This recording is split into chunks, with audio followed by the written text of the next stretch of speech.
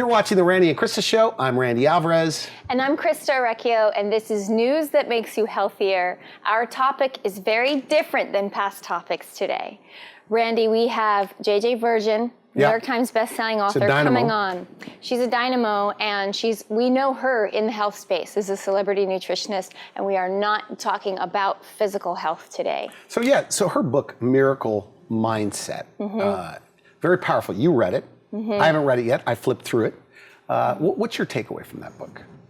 My takeaway is that life is in our hands, and life is absolutely what we make of it every minute of every day, and that we have to strengthen our power muscle to remember that we're in control, we can be resilient, we can move past limitations, but that it starts with the very small aspects of life and being present to what's good and the positive aspects of life. That's good. So she turned a tragedy from her son being hit by a car, told he was going to die, life-flighted to a hospital, into a very positive thing for her son, for herself, and now others. And I told you off camera, I've known JJ for more than 17 years. She's been preaching this positive message since the day I met her. She's the one that gave me the leverage to take action with my health goals. And she said it like no one else. And I haven't read the book, but I'm sure her book is going to give many people the leverage that they need to propel them in a new direction, or give them that boost, because we all need that. Absolutely, and like she said in her interview with you, it's that actually sometimes if you can't make strides in your health, it's nothing to do with your actual health, it's your mindset, so that you can create new habits. And so I think we have to cut to these interviews because they're so inspiring. That's good. So what we'll do is we'll go to your interview, then my interview with her, and it was great to have her on the show. I mean, she is an absolute dynamo. She has a PBS special. They can order her book from your website. Is that right? Yes, her book, and she also has an academy for this mindset. We just go to thewholejourney.com/JJ, and all of her materials are there. Okay, good. We'll be right back. You're watching the Randy and Christa Show. I'm Christa Orecchio, and this is News That Makes You Healthier. We are not talking about physical health today. We are talking about mental emotional health and how to overcome life's traumas and tragedies with resilience. How to really develop resilience, because we all, as we go through life, are going to have to deal with trauma. Here to talk about it is my good friend, JJ Virgin, 4-time New York Times best-selling author, celebrity nutritionist, and most of all, loving, strong mom. Welcome back to the show, JJ. Thank you. Good to be here. It's a much different topic than we've ever talked about before. Yes. So in 2012, your younger son, Grant, was caught in a hit and run, got severe brain inflammation, brain injury, and they had told you to let him go, and you said, absolutely not, I'm going to defy the odds. So he was actually 16 at the time. He was actually my older. I had a 15-year-old and a 16-year-old at the time, Grant and Bryce. And he was out walking the neighborhood, crossed the street. He was the victim of a hit and run and left for dead in the street. And yes, the woman actually got out of the car, gasped, saw him, drove off. Crazy. He was airlifted to the local hospital. When we got there, he had a torn aorta. That kills 90% of the people on the scene right away. It was an onion skin at the time, hanging on. And this is how you circulate oxygenated blood through your body. So if you don't have one, you're done. He had 3 brain injuries, so 3 diffuse axonal injuries, brain bleeds, and he had 13 fractures. He literally had bones sticking through his skin and half of his body covered with road rash with glass sticking through it. I mean, it was like looking at a movie, like this couldn't possibly be real. And where we were in the desert, they could not fix his torn aorta without using a blood thinner, but if they did it, his brain would bleed out. So they said, you're just gonna have to let him go. But we found out that there was a doctor who could do this surgery without a blood thinner. And so the doctor there goes, yeah, but he's never gonna survive another airlift. And even if he does, he's not gonna survive that surgery. And even if he could possibly survive both those things, he's gonna be so brain damaged, it wouldn't be worth it. Now, my younger son, remember he's 15 at the time, Bryce looks at that doctor and he says, so like a 0.25% chance. And the doctor says, yep. And he goes, we'll take those odds. Bryce I know, was the you one go, that Bryce. gives me chills, Doesn't and then it? therefore gave you the amazing. strength. And we all just were like, you're overruled. That's it. We're doing this. Unbelievable. How did you go from the worst shock and trauma of your life to, I'm going to take that 0.25% and I'm going to run with it? You know, there actually was no real deliberation there. I mean, you know, when you've got a kid, you're going to do whatever it takes. But the real critical factor there is that mindset of we'll take those odds.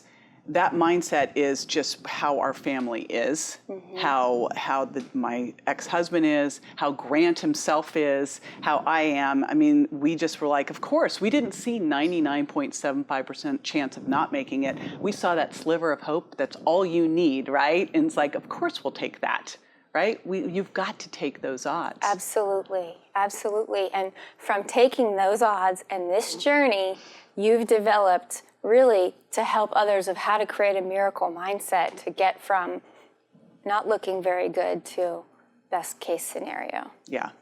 Tell me. Something I never would have set out to do, and it was interesting. So he obviously survived that first surgery when we got there. It was like a completely different environment. It was game on with 5 surgical teams. And the first doctor there was like, I got this. Don't worry about it. I can fix this. You go to the waiting room. I'll come get you. I'm like, all right. You know, that's what you want to hear. He comes, gets us. He says he's fixed. His aorta is repaired. It's all good. He goes, don't know if he'll ever wake up. Oh my gosh. I'm the plumber.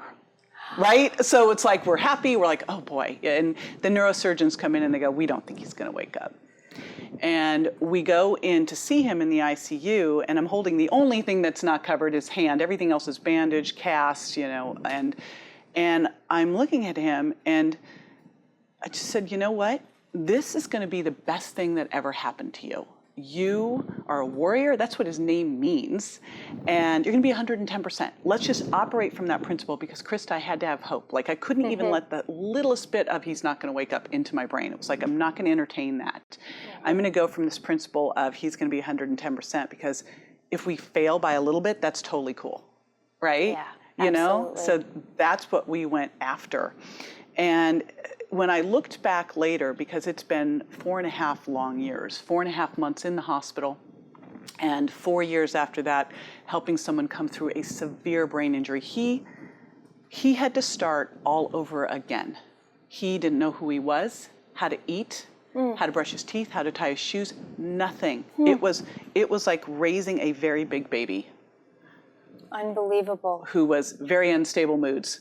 And angry a lot of the time, you absolutely. know? We were talking about the high suicide rate correlation with traumatic brain injury. Yeah, and I'm it's sure you think, no, and it's not just getting through that to where he's going to be okay, but it's 4.5 years where you have to start fresh with that same hope and that same kind of indomitable spirit every day. Still today. And you know, that's what's interesting. I'm glad I didn't know then. Of course.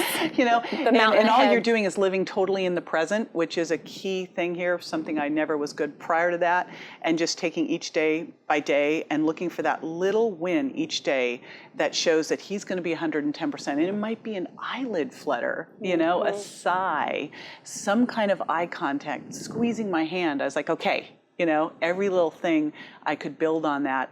And you still do this to this day. It's like you just have to hold on to the hope and build on that. Exactly, and have something to be grateful for every day. That's a sign of progress.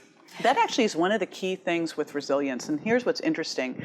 The resilience research shows that people who have gone through adversities, maybe not the level that I've gone through, but they've gone through challenges and they've come out of them and they're stronger. Because let's face it, like, we don't grow from things being easy, right? Exactly. So people who've gone through challenges actually are happier. They're more successful. I look at the people who I know in my life who inspire me, and they are the people, when you really start to talk to them, they're like, I mean, one of the people who inspires me the most in life grew up in a bathroom.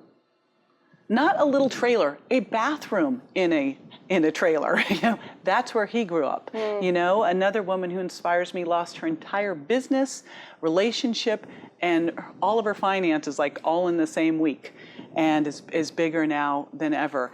And it turns out that one of the easiest ways to build resilience, which is important to know because it's like, you don't go, okay, great, I want all these horrible things to happen to me. Exactly. You know, what you want is you want to be prepared, because one thing we know is that there will be things that happen in our life that just knock us to our knees. We know it for sure. Like, we're going to go up par against for the it. course of living a human life. But Yes. the balance, like, how do you, because we all have challenges, go towards resilience and not be jaded. Yes, you may be stronger, but it's a fine line. How do you stay on there's the a right hack. side of that hack? There's a hack what's for the that. hack?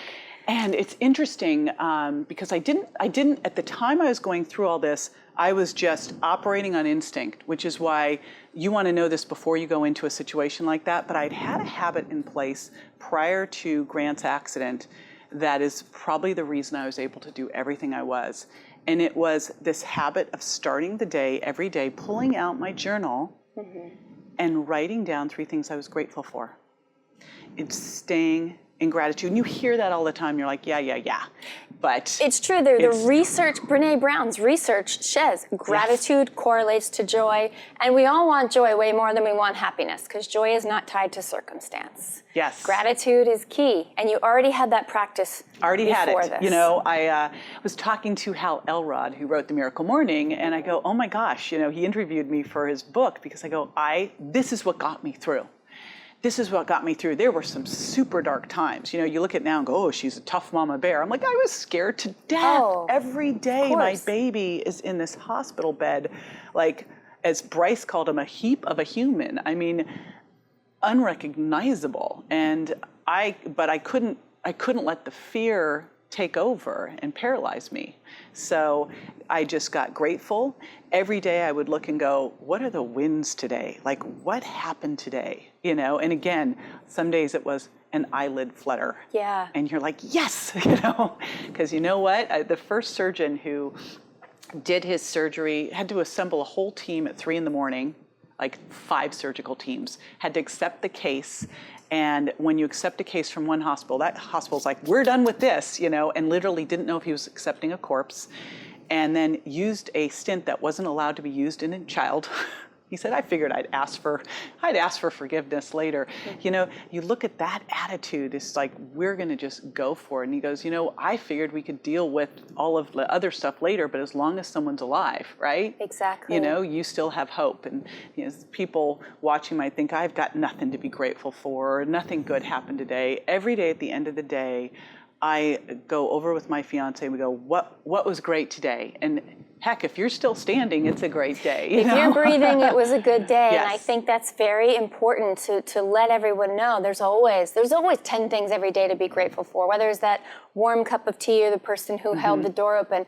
And if we notice it, then it expands. Exactly. So that's one of your 7 attributes. What are the others? Resilience. Is resilience. Is resilience. Yeah. What are the others? And that line around it, which is so key, is, and a mentor said this to me early on in my life, and I never knew how much it would resonate, is don't wish it was easier, make yourself stronger. I love that. You know, and it really is, it's another attribute is being courageous, but it's when you see a situation where we tend to go, my gosh, that's scary, and lean away. What if you stepped into it? You know, what if you leaned into it? Because each time you see something that's scary and you lean into it and you step up and you're courageous, your confidence expands, your comfort zone expands. I think of my son, Bryce, right? Mindset's a muscle. You can develop it, and it can atrophy too, and that's terrible. But, you know, Bryce Virgin's now 19, and how do you rattle a kid who walked up to his 16-year-old brother who was on a gurney, tubes everywhere, glass on him, and say, dude, you don't look good right now, but you can do this. You're tough, you know, and like talked his brother through this. I mean, can't really rattle him. No, right? That's the darkest hour in all of life. Everything else is kind of cake from there, right? When you've been through. Yes, it just does make everything, you get stronger and things do get easier for you.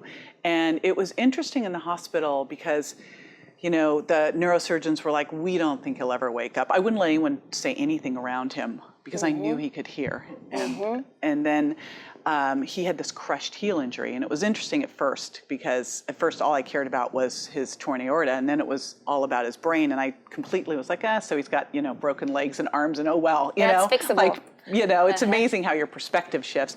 But he had this heel that had a big pin sticking out of it and a big gash, and I didn't understand what it was. I wasn't really paying attention. It's just a heel, just a heel.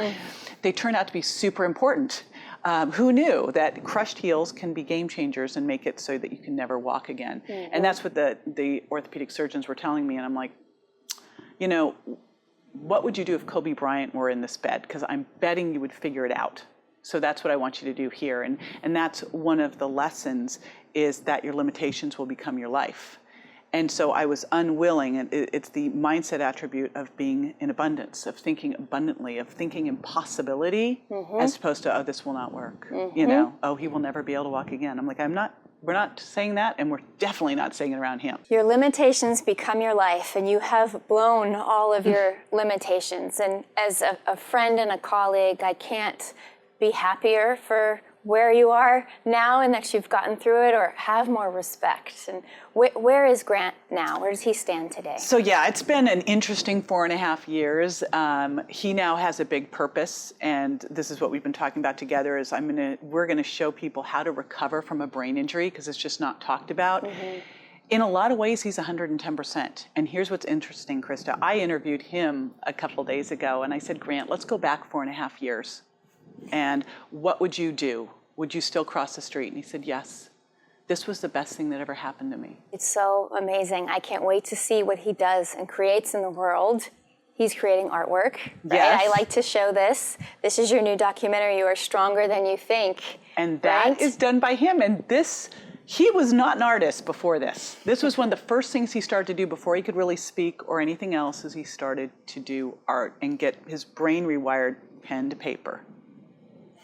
I will speak to him. I sat next to him at one of your PBS tapings, the last PBS taping, and he is just an amazing kid, and now mature beyond his years, and kind and gracious and present, and he was amazing, and I can't wait to see where he ends up, and and how many people he'll help because of never this. once has he been a victim.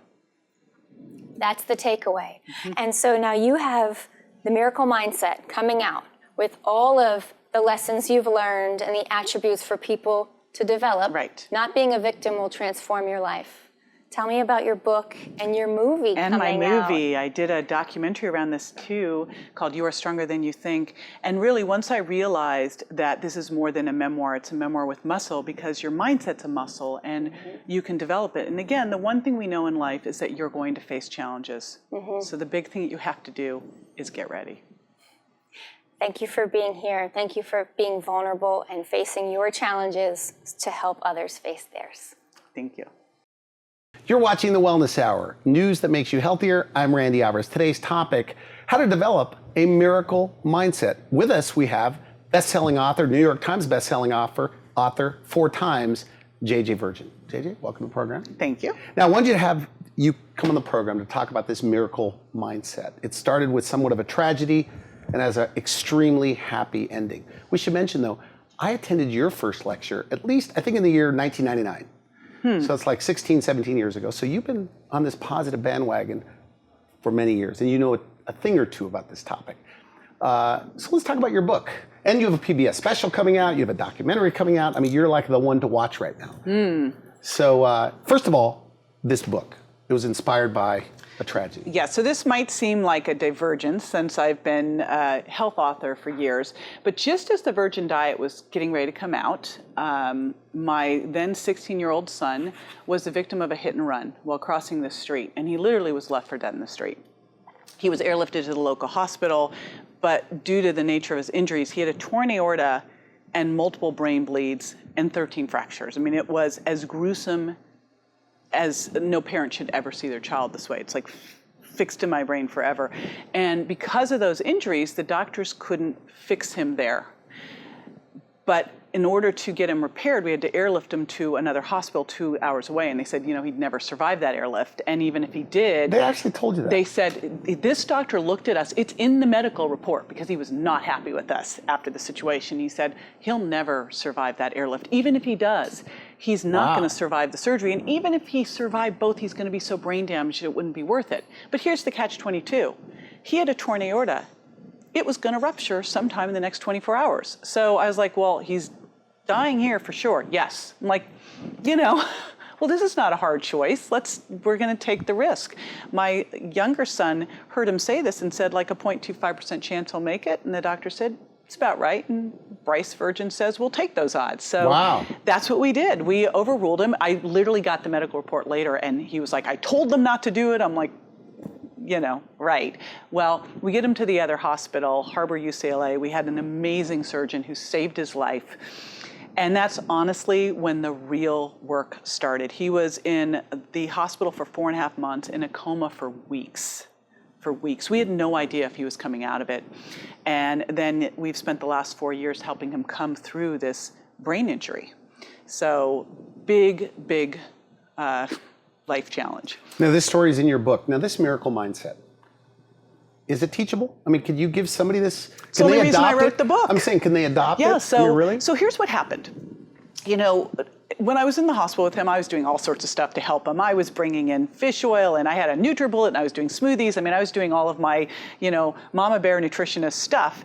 And I get out of the hospital, and people are like, how the heck? And I also launched my Virgin Diet New York Times bestseller while I was in there bedside. Wow. And people were like, how did you do this, right? At first I thought, it's because I'm so healthy, Yeah. But that actually wasn't it at all. I mean, it was that mindset that overruled the first doctor. It was the mindset that where I stood next to him in a coma and I said, Grant, you're going to be 110%. This will be the best thing ever happened to you. It was doing everything that we needed to do to make sure that he was going to be better than before. And as I looked at that, I went, all right, everything that I've gone through before in my life, all the adversity, all the stuff you go, oh, poor me, actually lined me up. It was like training for this day. And then I looked at other people who inspire me in life and I thought, everybody I know who's really achieved things has gone through major struggles to get there. So what is it? What are the common factors? And So that's all outlined. That is it. I in your book. identified, I looked at it and I went, what are the common factors? This is a mindset. A mindset can be developed. It's like a muscle. And I identified 7 characteristics. And that's what the book is like how to develop your own. So growth versus fixed mindset. Right. You And say that most was people a- have a fixed mindset. Well, Elaborate. there was a psychologist who created this concept, this was not me, of a fixed mindset. And this would be someone who thinks life happens to them. Oh, poor me, I'm a victim. I couldn't do anything about it. They're a victim of their circumstance. Versus those people with a growth mindset. Life happens through them, right? They're in charge. They're in control. They can continue to grow and develop. And obviously, we know which one we want to have because you can't do anything if you're in a fixed mindset. But in a growth mindset, we can continue to be in charge of our circumstance, right? We're in control. So is the book like in a way to help give people leverage to take action with their goals, to turn their life around? All of the above? It's really wherever you are. Here's the thing, when you hear most people, they're either in a rut, they're kind of comfortable but not happy, right? They're kind of stuck there, or they know there's something better out there. They have no way to get there, or they're just afraid to do it, right? So anyone who wants to maybe make more money, change their career, lose weight. You know what was so interesting, Randy, and this, you could have knocked me over with a feather on this. I queried my community and I said, so if you're not where you want to be with your health, why is it? And I fully expected them to say, I can't, give up the sugar, or it's just the bread and the cheese. And Yeah. Nope, that was not it. I don't feel good enough. Number one answer. You see, when you look at what's going on in life, if you're not where you want to be, I would guarantee you it's not because there's a shortage of strategies. We've got tons of strategies all over. It all starts with mindset. If you've got a limited mindset, if you don't believe you can, that's as far as you'll ever get. You can't outrun that. So at the core level, they just don't believe it. They don't see the future. They don't believe it. I had to absolutely look at Grant and go, you're going to be 110%, and then create everything around me so that I could believe it could be possible. And just anything that didn't fit in that, I wasn't going to listen to, And that's what we have to do. So who should read the book? Like ideally, like who should do it? People that are in a rut, people that, because even super wealthy people, and I know a few very wealthy people, but they're just going, my life is kind of blah. Just It's because you've okay. got money doesn't mean that you've got great relationships or your health's wonderful. You know, I know plenty of billionaires out there whose health is not good. That doesn't ensure anything. Who should read it? Anyone who knows they should be doing more, achieving more, being more in their life, and they're not at this point. They feel stuck, they feel frustrated, they want more. That's the person who should read it. Now, you've been a coach to some very successful people over the years. And does somebody have to be ready? Or do they have to be coached to make this work? Well, just like with weight loss, right? When you met me, I had every excuse in the book. Yep. I should mention I was 32 pounds heavier. 50. And because of you, 50 pounds heavier. And, Who's counting? And you helped me lose the weight. But you literally motivated me and you put me in my place. But you also had a purpose and a why. And so, you know, is that what you're giving people early with this on, book? When I first started all of my coaching and weight loss and now coaching in business, I always come back to what's your why, what's your purpose, what's the driver behind this? You know, with Grant, it was like, okay, I got a son who's about to die here. What do I need to do? I had a big purpose, a big why. It was a big reason Virgin Diet was so successful. I had to make it successful. That was how I was going to afford all the hospital bills. What is your big purpose? I think we stop to dream. We stop thinking about our big life and we start just settling. And so the first part of this is really going, you know, remove all the obstacles because you pretty much created them all yourself. And where do I want my life really to be? And you can do that at any age. And that's where it starts from. It's just opening back up to possibility again. Have you seen transformations, people that were in ruts? Because I know you do a lot of these positive mind shares, things like that. Have you seen reversals, people that maybe thought they were hopeless? Kind of like your son Grant. Hopeless, right? But now he's got this. We had a 0.25% chance. That's all you need. So you know what was so interesting? I actually created, so there was no point to me to write a book unless there was some muscle behind it, unless I could show people how to do what I did. All right. And so I actually created an academy to go with the book called the Miracle Mindset Academy. All right. And I was scared to death doing this because I thought, oh my gosh, who am I? All this stuff that self-talk, who am I to do this? Oh, and I thought that's a good sign. I should step into this, right? To me, that shows that I'm playing big enough. The first week of that course with those people, I had bigger transformations in them than I've had in my entire 30-year career with people. I was absolutely shocked. I see them accomplishing. I had people who'd been in my programs for years who jumped into this, and now they have more success in my programs than they ever did. And it made me realize that this, no matter what you're going through in your life, this is the top. This is the starting point. You've got to start with your mindset, and then you know, you're never done growing your mindset. You've got to keep checking in with that, and you've got to make sure that you're surrounding yourself with a community that will support you and not let you play small. You know, for so many of us, we're like around people who are like, oh, you could never do that. My mom, you know, she's like, oh God. I was like, I couldn't even call her during the time Grant was in the hospital because she'd been like, you know, she's the, oh my gosh, you'll never make it person. Now you say, and I'm paraphrasing you slightly, but you can hack your brain to be positive. What does that mean? Yeah. What does that mean? Oh my gosh. Hack, like a computer hack. So I'm always looking for, I've done in the Virgin Diet and the Sugar Impact Diet, what are like the simple shortcuts that have science to them that will make big shifts, you know, the little hinges swing the big doors. And there are the simplest things that you can do every day that change everything. In fact, I credit one of them as to why Grant is even here today. And it is that I have made it a practice for years to start the day with gratitude, and not just like, oh gosh, I'm grateful for these things. Take out a journal, take a pen, because that is even more important, is that you're physically writing it, not on a computer, and write down at least 3 things or people that I'm grateful for every single day, day in, day out. And the few times I've missed it, like my day is just off. And then you end the day in the same way. You end the day with the little miracles, the little wins of the day. And you can always find these things no matter how bleak. And I've been near bankruptcy. So start the day with what you're thankful for, end the day with what you're thankful for. End the day with the wins of the day, day frame it, do it with your family. You know, what are your 3, every night my fiance and I do, what are our 3 wins of the day? That's just our ending of the day. So final message, somebody watching this, and I know this is a huge topic, they got to read your book, right? But somebody watching this and they're in some sort of a rut. Maybe they can't even take action just to even get your book, right? What do you say to them? Because look, I have friends like this. I have one negative friend. He says, oh, Randy, those books, it's a bunch of whatever. They don't believe it, right? Like, what could be in there that could motivate them? So what do you say to the person that maybe is new to this? Because you deal with a very high-end group of people that want to take it to the next level.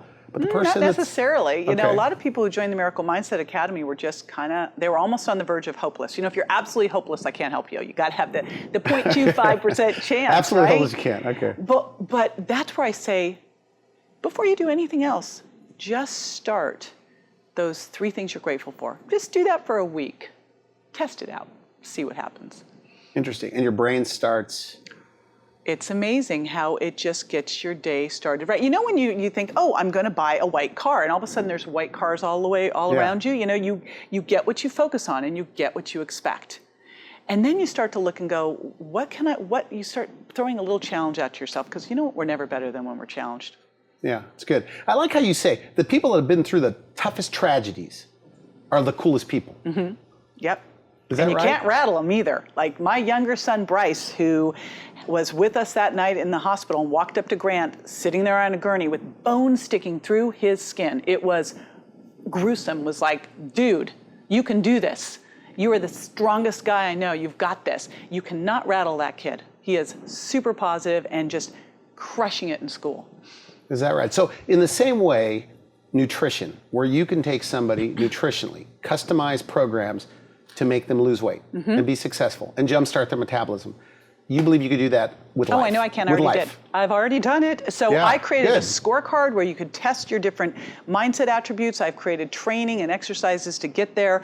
Absolutely, you can hack this. And the most important thing is you grow your mindset. Every area of your life will up level too. Is that right? Well, I want to thank you for coming on the show. Always a pleasure. So they get the book where?